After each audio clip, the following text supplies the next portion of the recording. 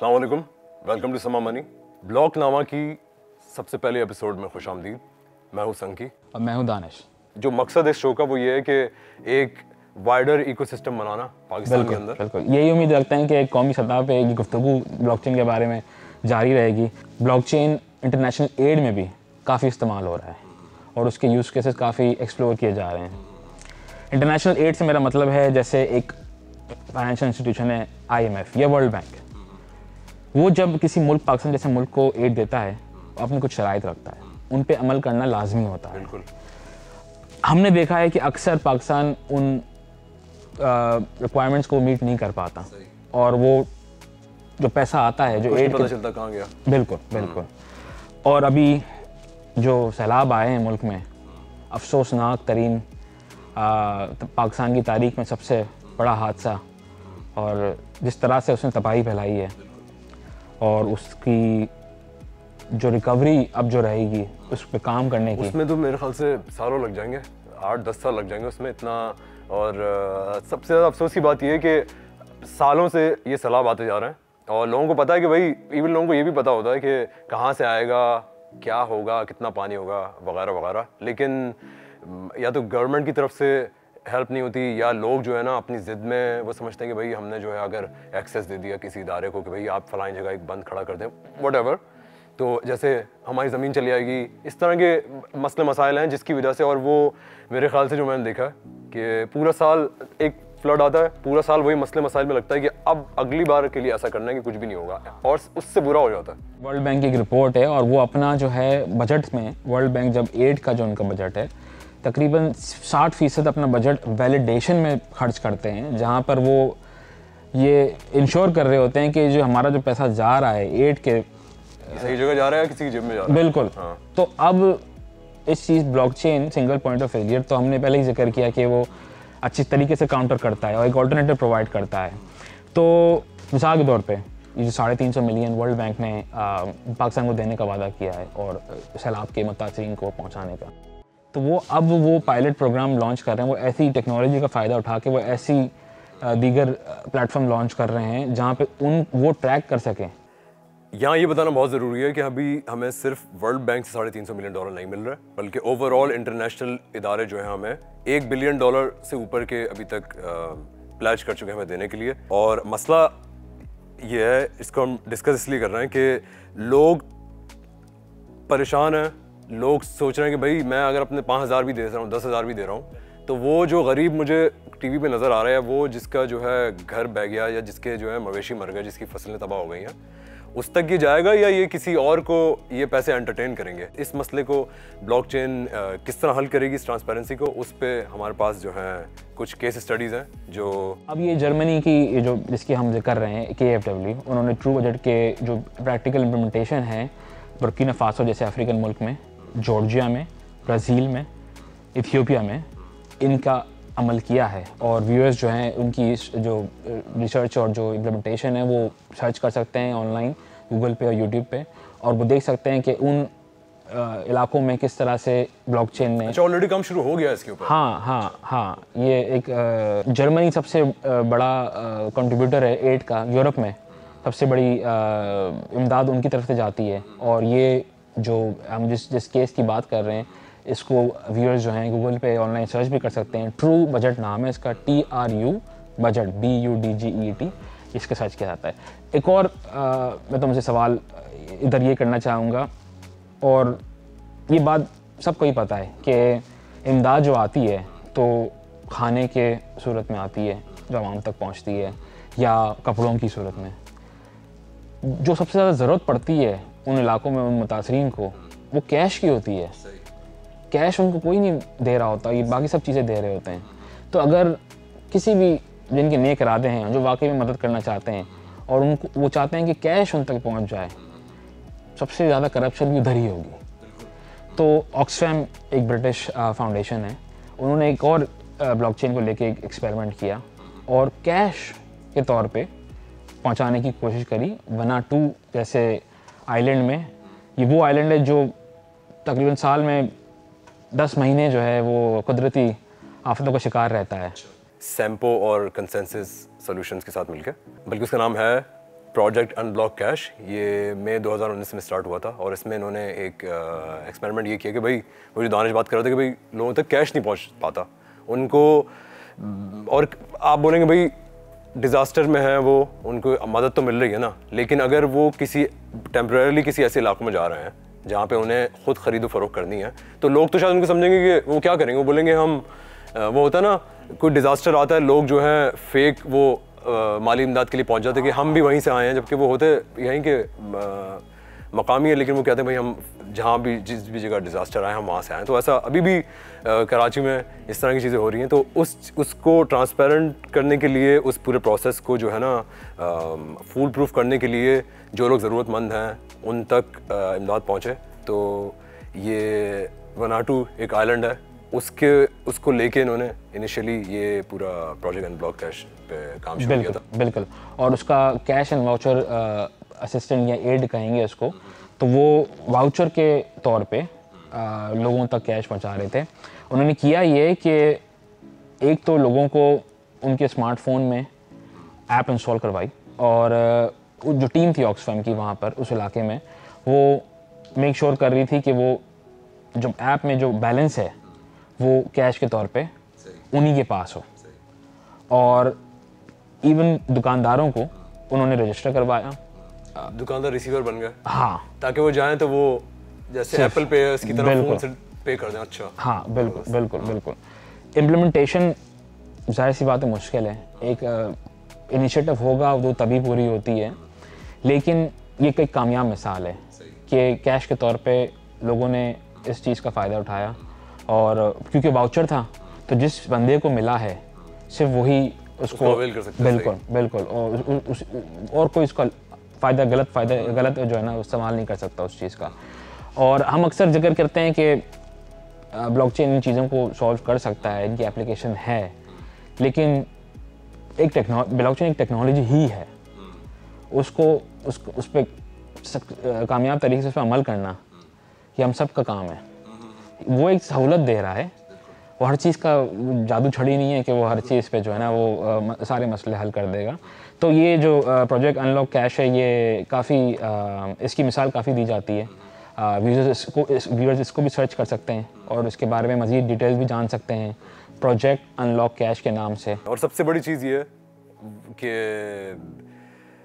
लोग कहते हैं कि भाई बिटकॉइन या क्रिप्टो करेंसी ब्लॉकचेन पे हम इसके पीछे कोई इदारा तो खड़ा नहीं है, कोई गवर्नमेंट नहीं है वगैरह वगैरह, लेकिन ये जितने बड़े बड़े हमने नाम लिए हैं ये इंटरनेशनली ट्रस्टेड, हर जगह से ऑडिटेड ये इदारे हैं और ये इसके ऊपर काम कर रहे हैं। तो हमें मेरे ख्याल से यहाँ जो चीज़ रोक रही है वो या तो ऐसे लोग नहीं हैं टेक्नोलॉजी में यहाँ की गवर्नमेंट के अंदर जो कि इस टेक्नोलॉजी को समझें और उसको आगे इम्प्लीमेंट करें। दूसरी चीज़ ये कि इन केस स्टडीज़ को नहीं पढ़ा हुआ लोगों ने, लोग सुनी सुनाई पे कि भाई इसमें तो चोरी चकारी होती है, इसमें जो है ना ये डार्क वेब पे यूज़ होता है, तो ये इसको हम यूज़ नहीं करेंगे या ये हराम है वगैरह वगैरह। तो जब ये इंटरनेशनल इदारे इसको सक्सेसफुली इम्प्लीमेंट कर चुके हैं, लोगों की मदद करते हुए आ रहे हैं, तो हमें क्या चीज़ रोक रही है, हमारी गवर्नमेंट को, हमारे इदारों को क्या चीज़ रोक रही है इसको इम्प्लीमेंट करने के लिए? तो ये तो, और जैसे भी हम हालात चल रहे हैं उसमें सबसे बड़ा मसला इस वक्त एट एनी लेवल वो ट्रस्ट का ही है। बिल्कुल ट्रस्ट का ही है। लोगों का हाँ। आपस में भी ट्रस्ट खत्म हो भरोसा गया नहीं है, इदारों पे भी खत्म हो गया है, और एक जो है ना एक एंग्जाइटी है लोगों में। और फ्लड की सबसे बड़ी जो मुझे मुसीबत लगती है वो ये कि जो लोग खुद सामान लेके पहुंचाने जा रहे हैं वो कैसे जाएं, हर तरफ तो पानी है। हाँ बिल्कुल बिल्कुल। और जैसे तुम कह रहे हो ये बहुत बड़े नाम हैं, ये जो हम KfW की बात कर रहे हैं, ये एक बहुत बड़ी जर्मन एजेंसी है जो काम करती है, और उन्होंने ये ट्रू बजट जैसे हम पहले जिक्र किया ये ओपन सोर्स कर दी है। तो ये टेक्नोलॉजी का जो रेप्लिका है या इसके जो अमल पाकिस्तान के इसमें सलाम मुतासिन तक पहुँचाया जा सकता है, गिवन के इसको रोकने वाले ना हो।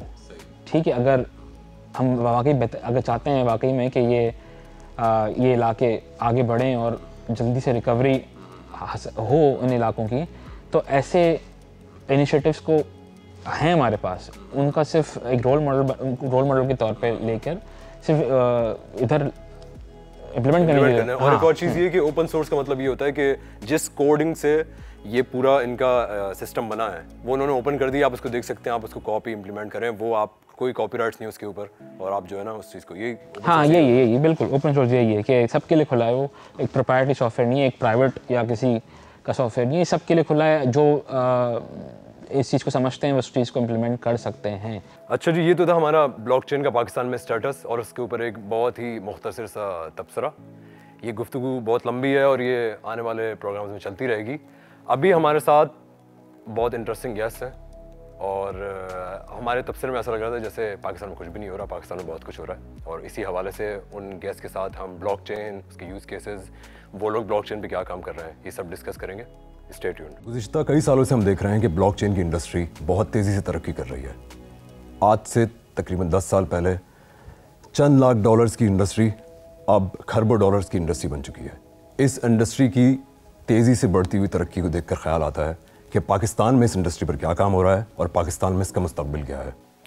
इसी बात को जानेंगे और एक्सप्लोर करेंगे। आज हमारे साथ ख़ास मेहमान आए हुए हैं, अली और यासिर। अली जो कि सीईओ हैं आइडिया फ्यूजन के, और यासिर जो सीटीओ हैं इस कंपनी के।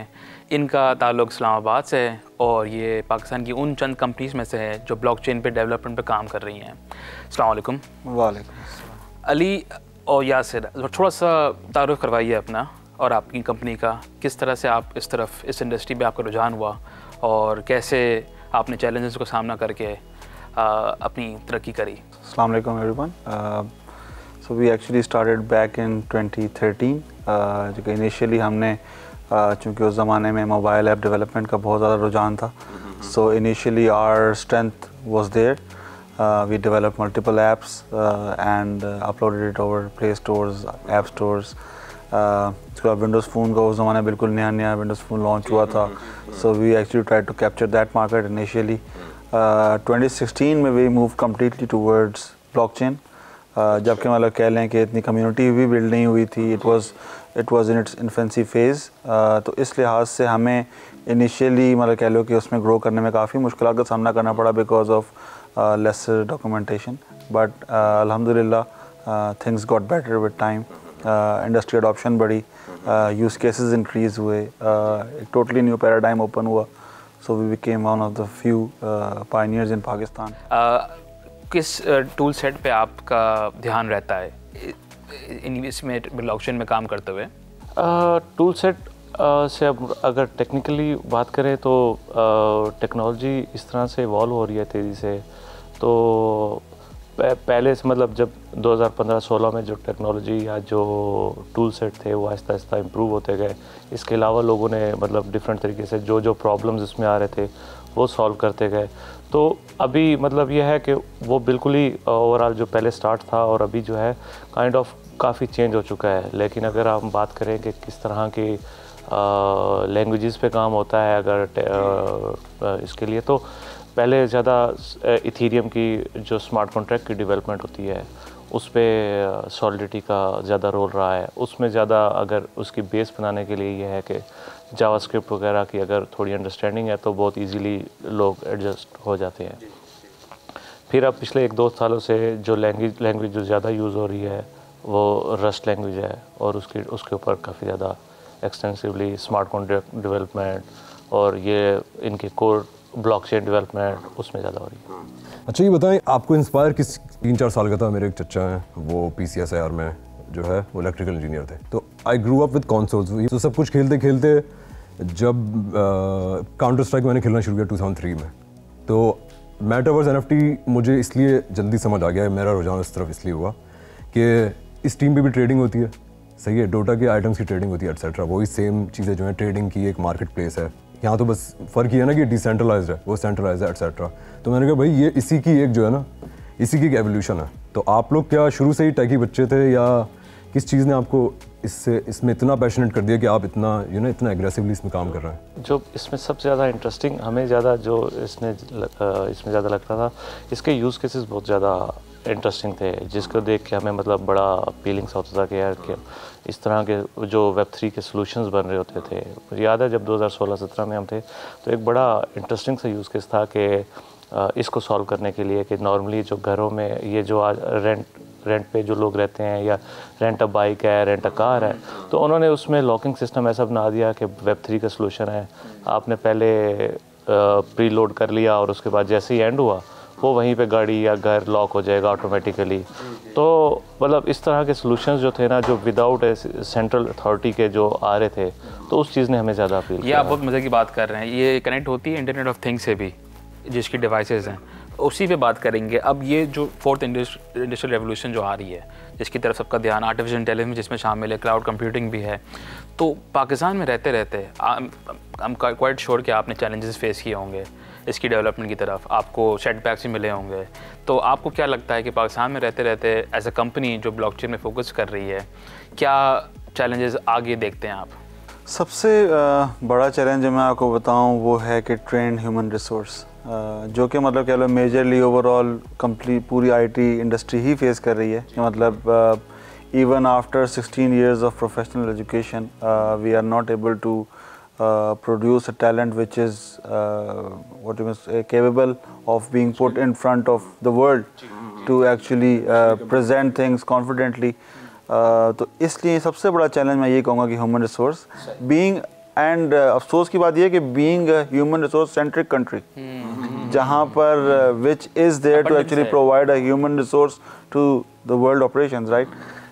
तो उसमें मतलब कहते हो अगर रहते हुए हमें ये वाले चेंजेस फेस हो रहे हैं, तो ये एक अलमिया है, and we need to take it really seriously and work on it to actually produce people who are capable enough in any of the skill.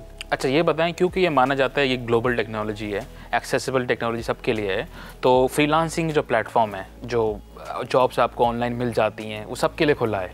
तो उस बारे में आप क्या कहेंगे कि जो बच्चे, जो स्टूडेंट्स, जो आने वाले प्रोफेशनल्स अपनी नेसेसरी स्किल्स हासिल कर लेते हैं, उनको उस प्लेटफॉर्म पे कम्पीट करने के लिए बाकी दुनिया से क्या रास्ता लेना चाहिए? या अगर जो एक और मैं इस पर बात जोड़ देता हूँ, या जो बिगिनर्स हैं, तो क्या एडवाइस देंगे आप उनको कि वो किस तरह इसमें आगे बढ़ें, वो किस तरह जो है ना ऐसी पर्सनल डेवलपमेंट कर सकते हैं, कोर्सेज हो ना हो कि वो 1 साल नहीं 2 साल नहीं लेकिन 5 साल में वो केपेबल हो जाएं कि वो डेवलपमेंट कर सकें, Web3 NFT सब पे काम कर सकें। जहाँ तक जैसे मैं पहले वाले सवाल का हिस्से का जवाब दूँ कि फ्रीलांसिंग इंडस्ट्री की जहाँ तक बात है, तो I think it will be the backbone of the countries economy moving forward.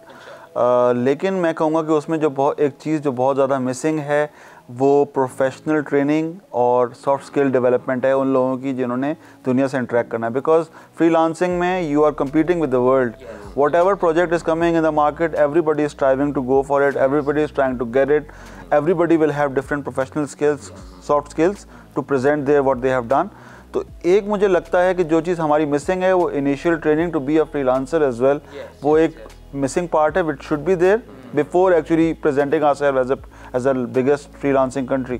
ठीक है, तो मुझे लगता है कि इस चीज़ को गवर्नमेंट लेवल पे हमें फोकस करना चाहिए कि हम उस बेस को बिल्ड कर सकें कि एक ट्रेनिंग प्रोग्राम के बाद everybody should be eligible to become a freelancer and represent Pakistan to the world, so that the country's reputation don't go down by actually delivering low quality stuff. So it is really important कि हम इस missing part को जल्दी take up करें। दूसरा question है ना कि जो बिगनर्स हैं उसमें ना थोड़ा सा मतलब मैं ये एडवाइस करूँगा कि देखें इस टाइम ब्लॉकचेन टेक्नोलॉजी के अंदर ना डेवलपमेंट की अगर बात करते हैं तो वो बहुत वास्ट हो चुकी है, तो उनको, और इस टाइम फ्री रिसोर्सेज भी अवेलेबल हैं यूट्यूब पे, तो मेरा ख्याल है कि मतलब उनको अगर फोकस करना चाहिए कि लेट्स सपोज किसी एक टेक्नोलॉजी के ऊपर मतलब एक कोई चूज़ करें जो उनके से बहुत रेलिवेंट हो, जिस पे उन्होंने कुछ यूनिवर्सिटी में काम किया हो, कुछ उस तरह काम किया हो, और सिर्फ उसी को फोकस करें बजाय कि उसके बिल्कुल ब्लॉकचेन डेवलपमेंट की तरफ ले, क्योंकि ये काइंड ऑफ बज़वर्ड है। और आप जब फ्रीलांस पे जाते हैं तो आपको अगर एक साइड पे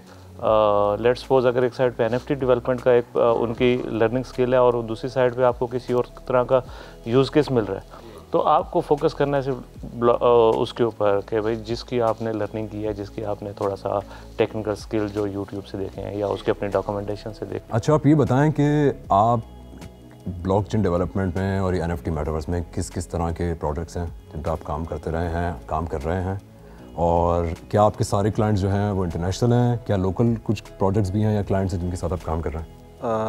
मल्टीपल वर्टिकल्स में काम किया since 2016, started with supply chain automation जब मतलब हाइपरलेजर इनिशियली लॉन्च हुआ, so we actually jumped into that to actually solve the use case of supply chain automation through blockchain. उसमें यूएस में हमने 2 प्रोजेक्ट्स डिलीवर किए।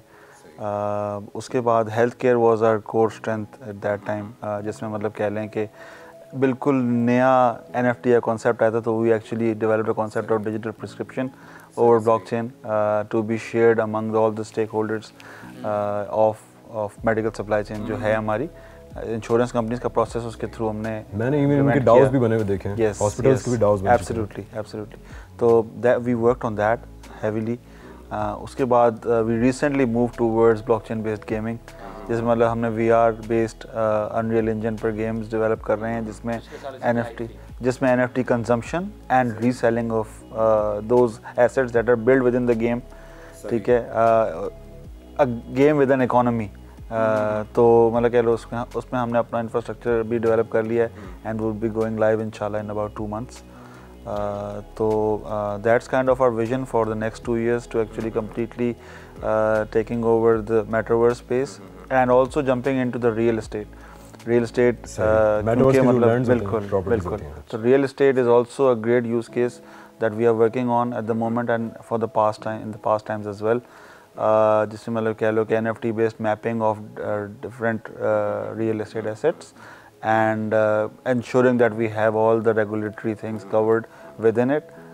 तो वो मतलब all over the world they are being deployed and utilized as a complete utility for the transfer of ownership of the property. कोई local clients भी रहे हैं पाकिस्तान में?